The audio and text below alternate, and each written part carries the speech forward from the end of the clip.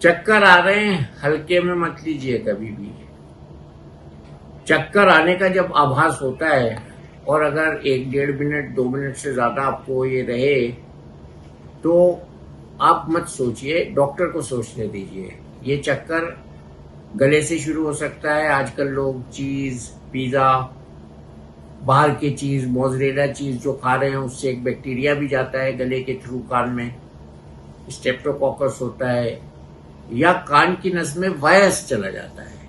और ये वायरस कान से ब्रेन में जा सकता है, क्योंकि कान और ब्रेन के बीच में बहुत कम दूरी होती है, जिसको हम अंतःकरण कहते हैं। कर्ण, अंतःकरण, उसके और ब्रेन के बीच में केवल 3 झिल्लियां होती हैं।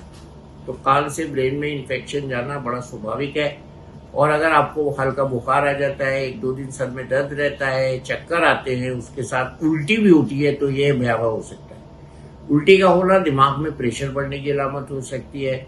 तो कान से ब्रेन में जब इन्फेक्शन जाता है तो दौरा आ सकता है। लेकिन ये चक्कर आना इतना खतरनाक होता है कि आपको खड़े होने में या बैठकर सडनली खड़े होने में आपको अनस्टेबल महसूस होगा।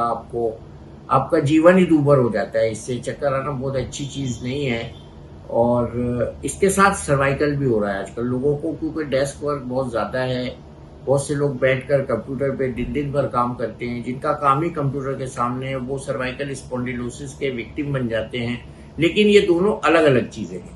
सर्वाइकल की वजह से चक्कर आना या इन्फेक्शन की वजह से चक्कर आना, इसको डॉक्टर की ड्यूटी है कि वो डेसिफर करे। कभी कभी दोनों चीजें एक साथ हो जाती हैं। उसका कारण ये है कि सर्वाइकल स्पॉन्डिलोसिस एक दिन में नहीं होती है, ये धीरे धीरे होती रहती है। गर्दन की मसल्स की कमजोरी भी इसमें हो जाती है। गर्दन की हड्डियों में चोचे निकल आती हैं, जिनको हम ऑस्टियोफाइट्स कहते हैं।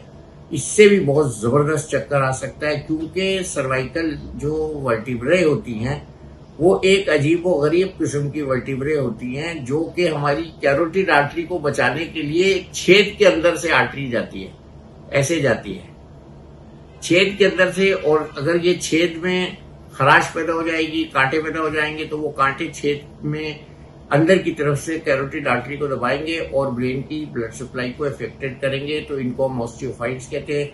वर्टिब्रा के अंदर से निकलती है, 7 वर्टिब्रा के अंदर से आर्टरी निकलती है, और सातों जब आपस में मूव करती हैं, ऐसे होती हैं या आगे पीछे होती हैं, ये भरतनाट्यम डांस में मूवमेंट होता है। तो उसके लिए ब्रेन को बहुत ज्यादा एडजस्टमेंट करना पड़ता है ब्लड सप्लाई के लिए। तो इसलिए मेरी ये सलाह है कि अगर आपको चक्कर आए, उसको हल्के में न लें, फौरन ईएनटी डॉक्टर को दिखाएं। अगर जरूरत होगी तो वो गर्दन की भी जांच कराएंगे, आपके ब्रेन के स्कैन भी करेंगे और आपको इसका इलाज देंगे। हमारे चैनल आई ऑफ ट्रुथ को सब्सक्राइब कीजिए यूट्यूब पर, इसे फॉलो कीजिए फेसबुक पर, इंस्टाग्राम पर, ट्विटर पर और कू पर।